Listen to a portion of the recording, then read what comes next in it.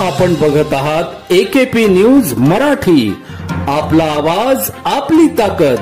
Subscribe करा, share करा, like करा। AKP news Marathi. सर्वात प्रथम हा व्हिडिओ कुठला आहे हे सांगू शकत नाही।